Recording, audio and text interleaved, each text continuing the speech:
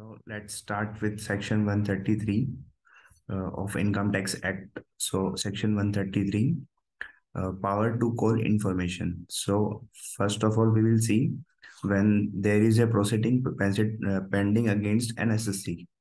So there will be a lot of questionnaire in this, uh, and this will have no physical presence. So IT authority will call information from SSC. So, what kind of information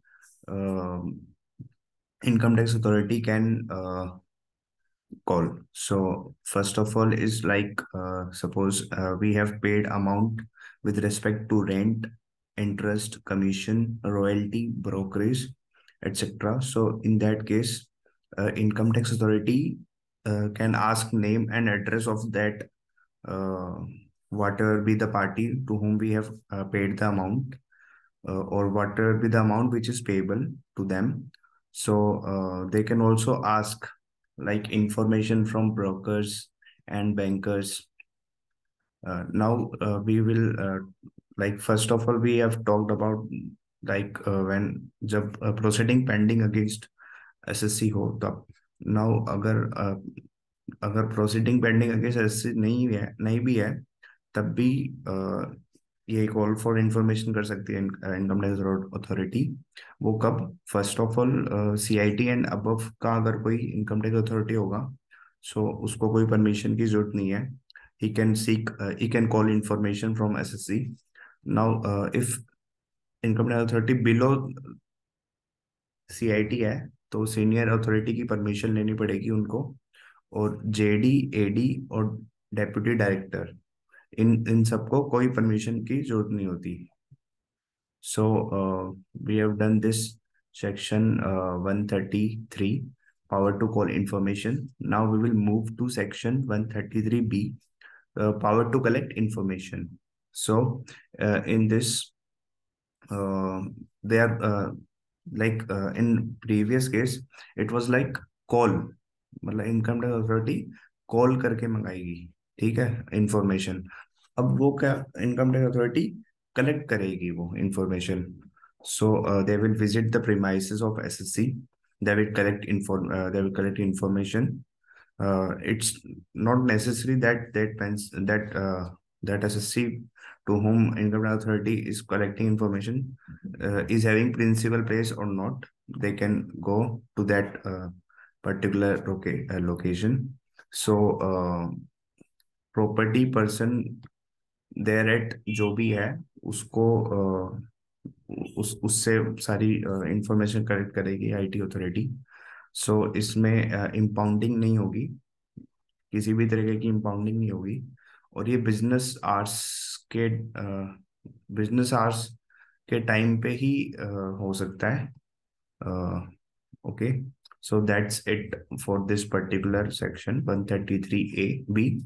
Now let's move to 133C.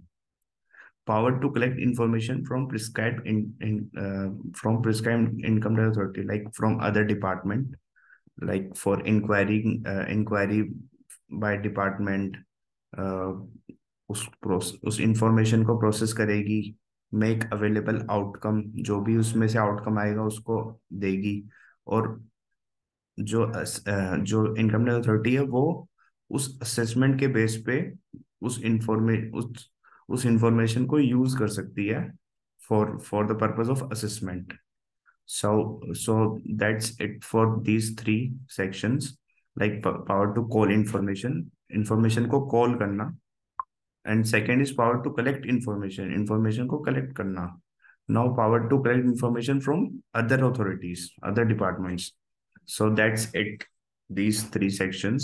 Now let's move to survey. Survey is like section 133A. So we divided survey in three parts. First is normal survey, second is TDS survey, and third is expenses survey. So we will look into the normal survey part. So in normal survey, uh, what's information, what's documents, what cash, etc. that need to be discussed. Now books of accounts income tax authority impound करेगी, stock और cash को impound नहीं करेगी, खाली उनका value निकालेगी, और वो इम्पाउंड करेगी फॉर मैक्सिमम 15 डेज। और 15 डेज से अबव अगर करना है इनकम टैक्स अथॉरिटी को, तो सीआईटी, डीजीआईटी, डीआईटी की परमिशन लेनी पड़ेगी ये करने के लिए। और जो सर्वे होगा वो बुक्स ऑफ अकाउंट्स का होगा, तो उसमें कोई जरूरी नहीं कि बिजनेस बिजनेस प्लेस पे ही करे, वो किसी हाउस पे भी कर सकती है, घर पे भी कर सकती है। सो जब वो बिजनेस प्रेमाइस पे करेगी, तो उस केस में उसको बिजनेस आवर्स में ही करने पड़ेंगे। और अगर अदर प्रेमाइस में करेगी, जैसे हाउस में या फिर कहीं और पे हो, तो उसको after sunrise and before sunset ही करना पड़ेगा। और ये जो टाइम है वो सिर्फ एंटर करने का है, लीव करने का नहीं है। लीव वो रात को 2 बजे 4 बजे कभी भी कर सकती है, बेस्ड ऑन इंफॉर्मेशन और कितना कॉम्प्लेक्स डेटा है उसके बेस पे। और सेक्शन 10-11 वाली जो चैरिटेबल ट्रस्ट होती है, उनके ऊपर भी सर्वे हो सकता है, तो परमिशन लेनी पड़ती है सीसीआईटी और डीजीआईटी की। और लेकिन ये मतलब सर्वे होली रिलीजियस ट्रस्ट पे नहीं हो सकता। सो that's it for this particular part, normal survey.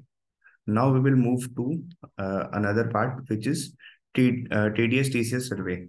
So in TDS TCS survey, like जो इनकम टैक्स अथॉरिटी है वो आफ्टर सनराइज और बिफोर सनसेट ही एंटर करती है, और बिजनेस प्रेमाइस पे करती है। और इस केस में TDS TC service charitable religious trust पे नहीं हो सकता।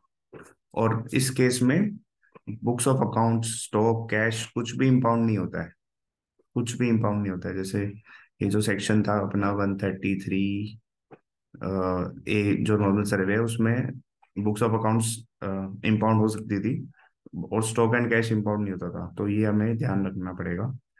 और जो लास्ट